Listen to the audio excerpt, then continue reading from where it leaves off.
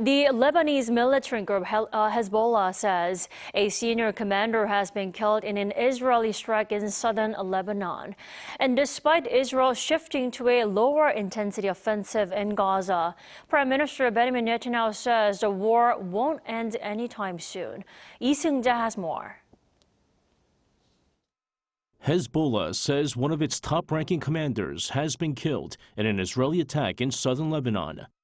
Lebanon state media said Wissam Tawil, who is considered one of the most prominent figures in the Lebanese militant group, was killed in an Israeli airstrike that targeted a car that the commander was in. According to AFP, Tawil had a leading role in managing Hezbollah's operations in the south of Lebanon. However, Israel did not comment on the attack, but it did say it had hit Hezbollah targets in response to cross-border attacks.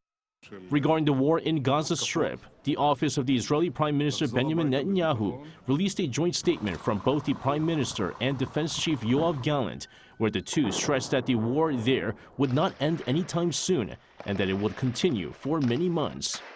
They also called for international support in order for them to continue the fighting in Gaza.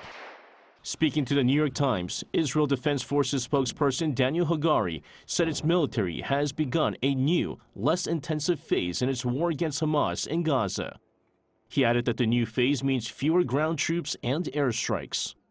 The comments came hours before U.S. Secretary of State Antony Blinken arrived in Israel to discuss the transition to the next phase in fighting and preventing the conflict from spreading. Meanwhile, Blinken sent a message warning to the Houthi militants in Yemen, saying they will face consequences for continued attacks on ships in the Red Sea. Blinken told reporters Monday in Saudi Arabia that some 40 countries have called on Houthis to stop their attacks. The top American diplomat also made stops in Turkey, Greece, Qatar, and the United Arab Emirates in quick succession before his visit to Israel. Seung-jae, Arirang News.